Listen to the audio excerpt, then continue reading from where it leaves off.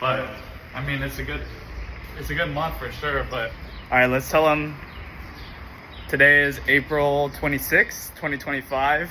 We just came off a coaching call with Eli, and we had a lot of insights that we're gonna just contemplate on this walk, talk about, clear on. This month, as of today, from April 1st, how much are we at, Matt? Revenue? we're like 48K, 49K. 48K. A year ago today, we had the goal of 50, and we're gonna break that this month because we have an appointment week.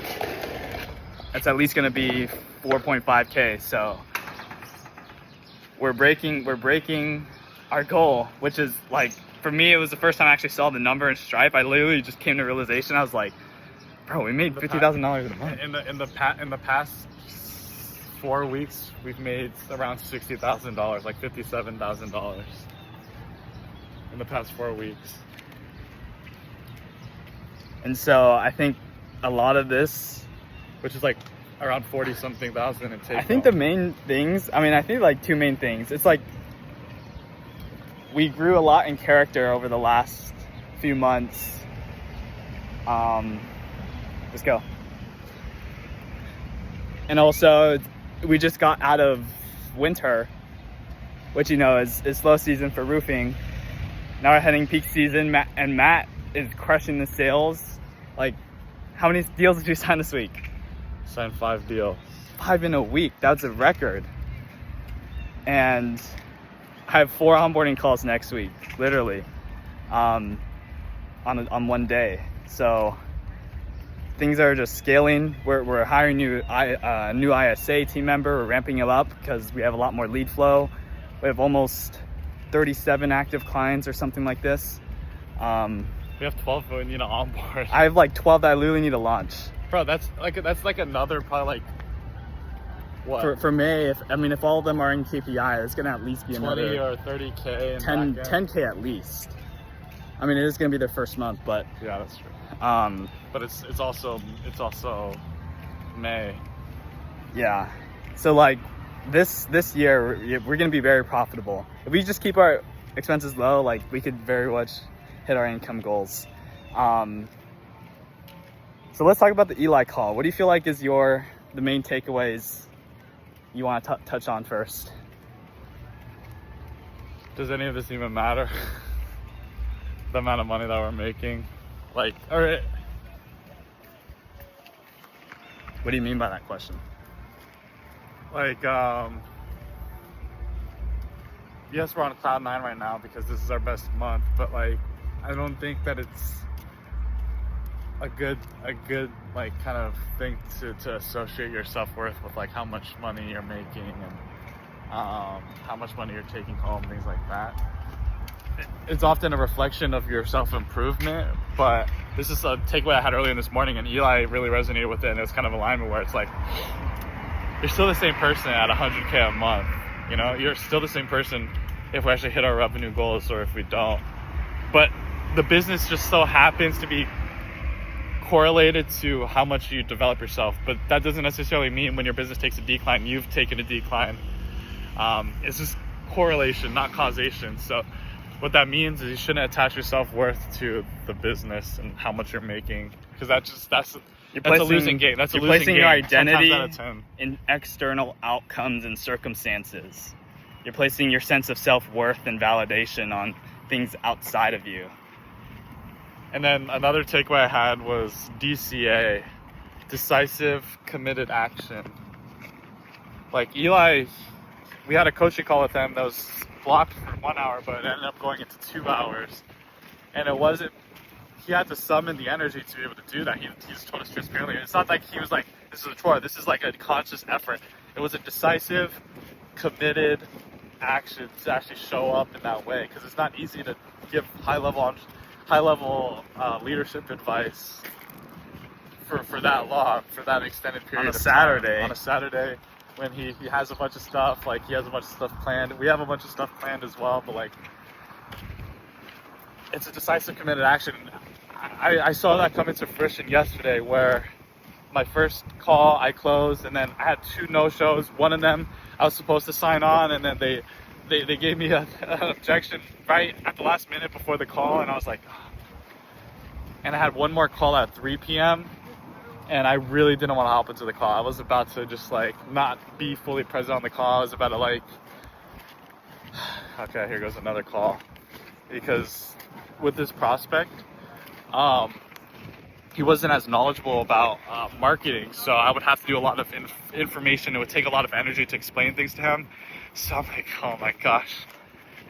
But at 2:57 p.m., when my call was at 3, I just saw my orange book from Growth Day, and I looked in it, and the number one note in there was to activate the best of who I am. So in that moment, I decided at 2:57 on April 25th, 2025, Central Time, I just decided to change my emotional state and actually activate the energy and really show up on that call.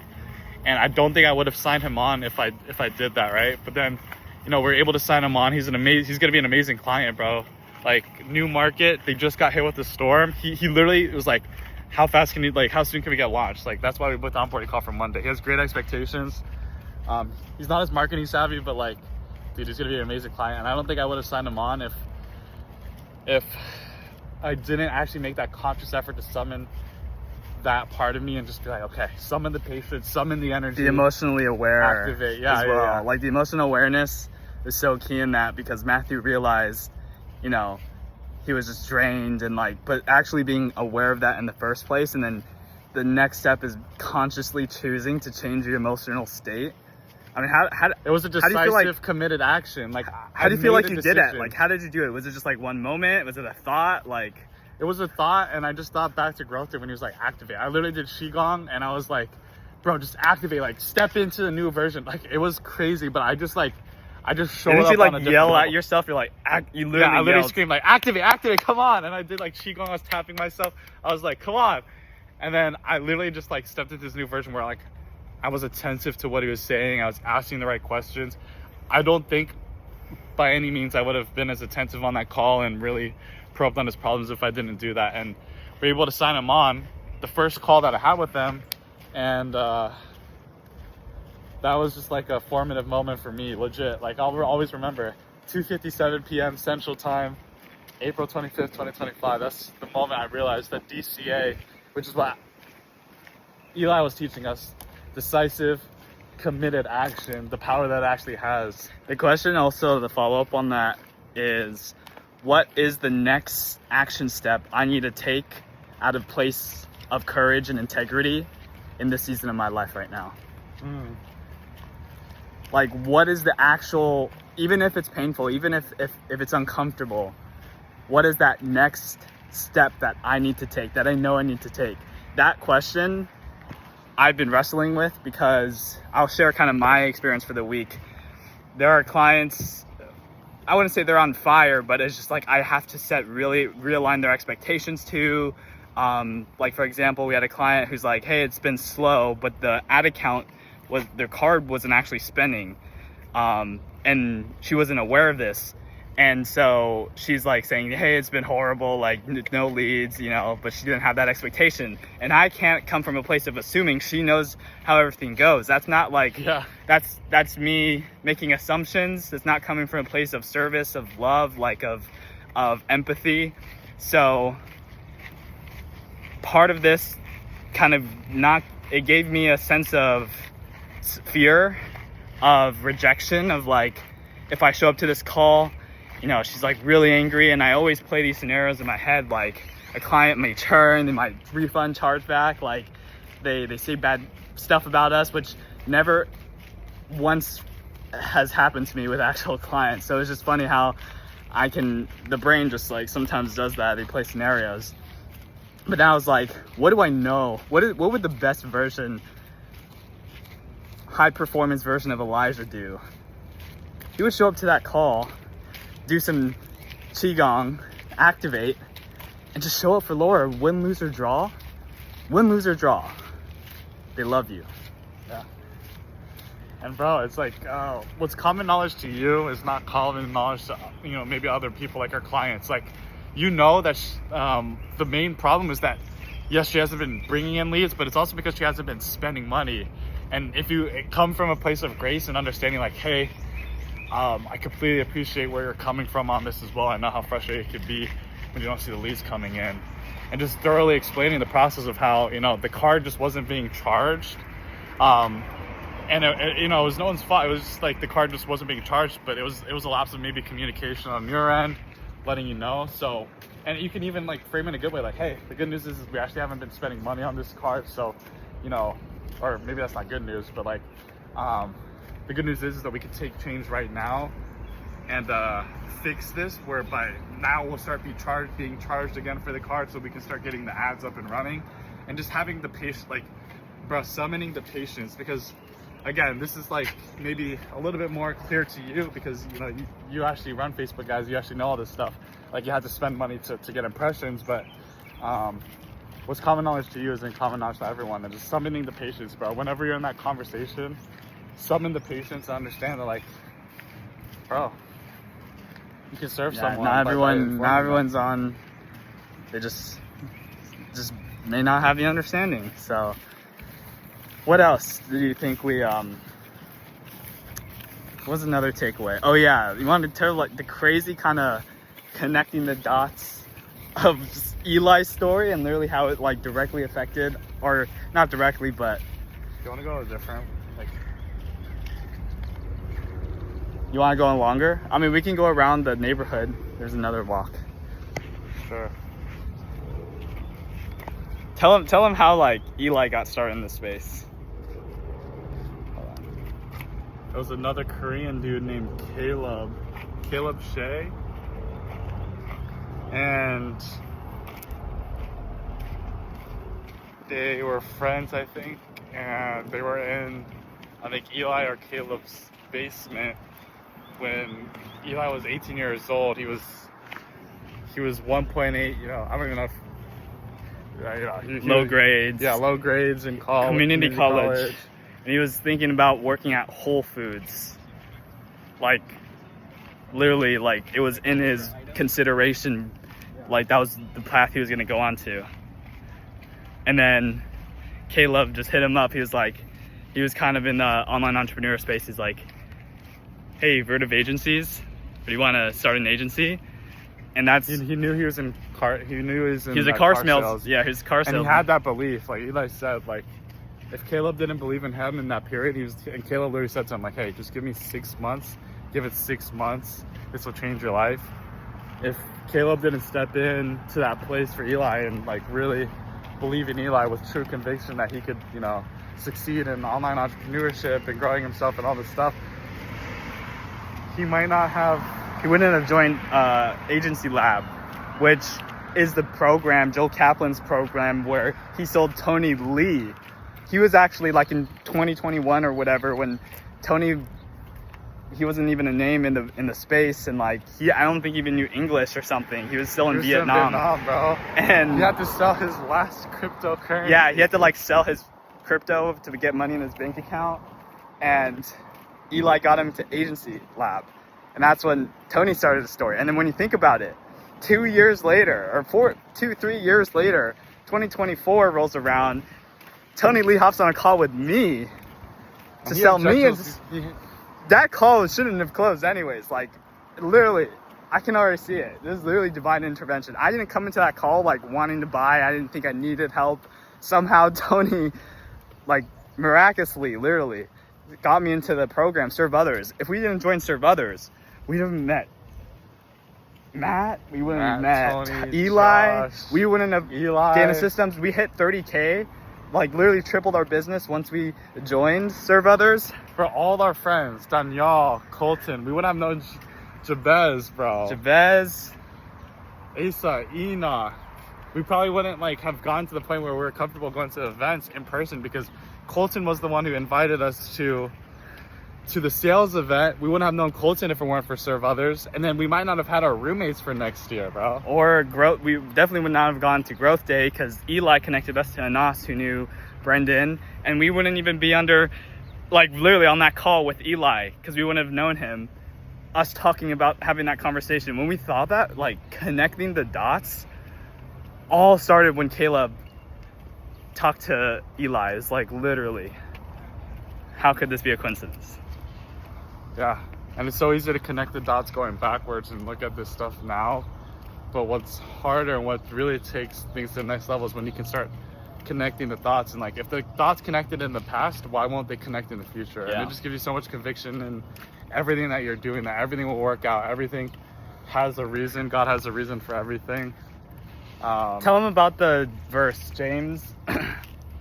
Oh yeah, how that applied today. and it was interesting because I was reading, I'm reading through the New Testament, and today was James chapters 1 through 3, and it's the whole like famous verse, like, you know, faith without works is dead and things like that. But it also had a verse that talked about how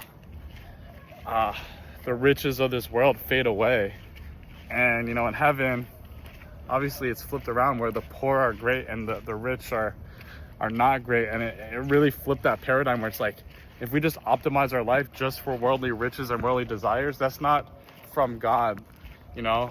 And it made me realize, like, am I just optimizing my life for a number on a screen, on a stripe screenshot? It's not that that's bad, but it's like, if we attach our identity and our self-worth into that, other than the fulfillment that we know that God created us in his image, that's where it kind of becomes a dangerous game, where like your entire self-worth is validated on a freaking purple striped dashboard where you can get banned any second. And it's like, we gotta be so thankful. Like, you know, we have access to an apartment, we have access to healthy food, we have a team that's bought in. Not take it for granted. And you know, whether the business goes up or it goes down, like, not attaching our self-worth to it. And that's kind of ties back to the point I was making earlier about how not attaching your identity. Yes, self-improvement, everything is correlated with the business, but that does not mean that it doesn't the business define you. defines who you are and your self-worth. And okay, then what actually defines your worth? And that's okay, that's the person who created you, who created us, God. And also how I think your character, how you live out your character. yeah. You know, what defines you is not the 100K a month, but the person who's capable of achieving the 100K a character. month. That's who you are. You're that person. Bro, like the past few months, we've just been in the trenches. Like, you know, you've been on check-in calls. I've been in sales calls. We've said no to a lot of opportunities. Not going out late, not doing the normal stuff that kids our age do. And it's been tough. It's not easy doing what we do. Not to raise like our ego or anything, but I'd say we have put in like a lot of inputs that would lead to our desired output. And I think that's what's helped us get to this point. And I think the character that we've built by doing all those inputs, saying no to a lot of stuff, going to sleep early, working out in the morning, showing up for our team, investing into our coaching with Eli, doing all these inputs have directly led to, you know, some of the outputs that we're seeing. And it's the character that defines us. And then as a result, that's what gets the 100K a month businesses, things like that. Because there's been a lot of people who've hit 100K a month, they don't feel anything. They don't feel like they've grown in character. They feel like they've just sacrificed all aspects of their health, their relationships, everything like that. And yes, it's cool. You got a Stripe screenshot, but that only lives for like a second on the internet, man. What does a man gain, or what does it profit a man if he gains the whole world but loses his own soul? So this kind of been a wake-up call where it's like, okay, we're starting to make real money here.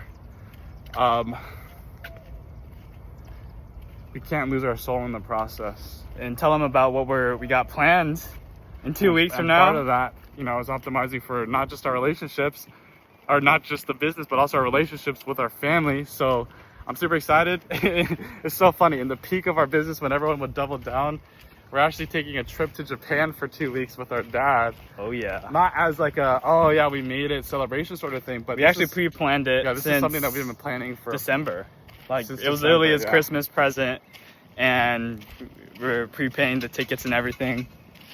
And it's For like Dad. something where it's like, it means so much because I feel like part of what the sacrifices that we had to make initially building this business is, you know, Elijah kind of cut off the last second half of his high school career, which meant less time with Dad. He was more invested into the business, and it's going to mean so much for us to be able to spend that time in a place that Dad has indicated multiple times over the years that he's always wanted to go to with us, and eat all these cool foods and all this different stuff and just experience it. So this isn't like a we made it kind of trip. We had planned it before, but it's kind of coming into fruition now. I think it's like a choice. Like it's a conscious choice. Like we could have. it's just like what we prioritize and what we actually value.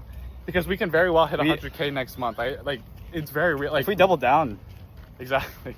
But the thing is like the fact that we're willing to sacrifice that number and that to prioritize what really matters to us, which is our dad. Like we very well could still hit it, but you know the sacrifices that we're willing to make. it just shows what we value. Yeah, it shows what we value. That's what. Oh, I'm so sorry. Oh my gosh. That's what value, or no, that's what love is. Love is sacrificing for something greater. Part of the reason why we wanted to grow this business in the first place was so that we can help support our mom and dad. And I know when you first started, it's probably, are you gonna post this to YouTube? Yeah. You'll probably look at one of the first videos. You're so convicted in building the business to 10K a month so you can retire mom. And it's ironic though, because I still remember it was about a year ago. Year ago in February 2024, when I made the decision to go like all in. I had to have that really hard conversation. I had to make an internal decision to separate and, like Matthew said, distance myself from just my old life, like living in my old city, living with like mom, distancing myself just to work on the business. And it took a lot of like commitment. And I think this first trip with Dad is the first fruit that, you know, I'm able to bear now to kind of rekindle that and reconnect and, you know, not build my life in a way where I have to sacrifice what I value, but just build my lifestyle and my life around a balanced, healthy life, you know? Yeah. But that's still, I still want to say that, like, I still think I'm in a growth season, a planting season. Like, yeah. I don't plan on like backing down after, you know, Japan, like, oh, now we can chill. We still have so much work to do. Yeah. And, you know, and wealth to build this year, right? Yeah, 100%. Like, I view this as like something that we had pre-planned before, but it's kind of coming into fruition where it's like, we're kind of reminding ourselves in this growth season that, yes, we are growing financially. Yes, we are growing in our skills, but that doesn't mean we're any better, and it shouldn't validate us. Because let's say we take a dip in May because of this, which very well could happen, right? Like, I'm willing to take that because I know that my self-worth has actually grown even more because of that sacrifice and because we weren't just optimizing for that. And then in future months, if we grow back up, like, it'll feel so much more satisfying knowing that we could tell this story to like people in our future, you know, like this exact moment you're saying, like your future subscribers. Like, imagine being the person you are now, or after a result of doing this with Dad, like you're able to tell people, don't sacrifice family over profits. Like, and you can actually look them in the eyes and look at the camera as they're speaking in the video, like, I know this to be true, instead of I wish I could have been, I wish I could have said this. Yeah. It's like who you're doing this for. Another like prompt Eli helped me come to is like, who do I need to be a light for, even if they don't exist right now, like in our lives. And like an example he gave for me is like the fear of rejection, you know, I have with some clients. He kind of gave me this example, like, imagine, he's like, Elijah, do you want to have kids? And I was like, yeah, like girl, boy. And I was like, oh, I don't care, you know, I can get what I take. He's like, okay, just imagine you had a son, you had a little guy running around, 4, 5, 10 years old. And he comes up to you, he's like, Dad, he's crying, he's like upset. He's like, I got bullied today because people rejected me. They called me ugly, you know, and I'm just so scared, Dad, to go to school tomorrow. And then Eli was like, Elijah, do you want to be the father who has to look at his son in the eyes in that moment and say, son, I wish I could help you right now? Oh, wow. Or do you want to be the dad who can look his son in the eyes and tell him, I know exactly where you've been, and you actually can help him and give him a solution by leading by example, that you lived it out before. When I like future paced that scenario in my head, like we're doing this not just for ourselves, but literally for the important people in our future. The lives will impact, you know, through our brands and our future businesses, our future families, future friends.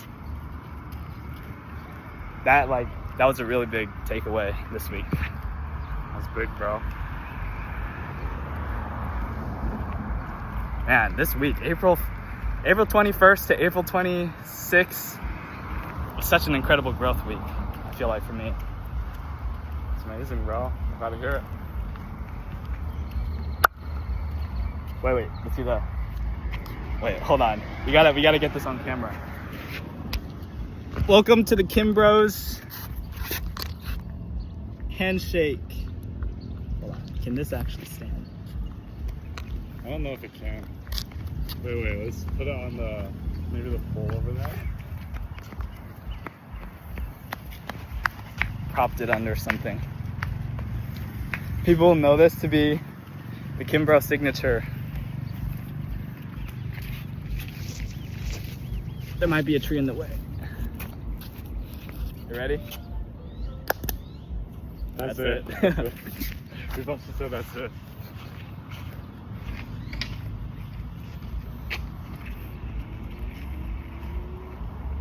I think Dad was the one who taught us that, right?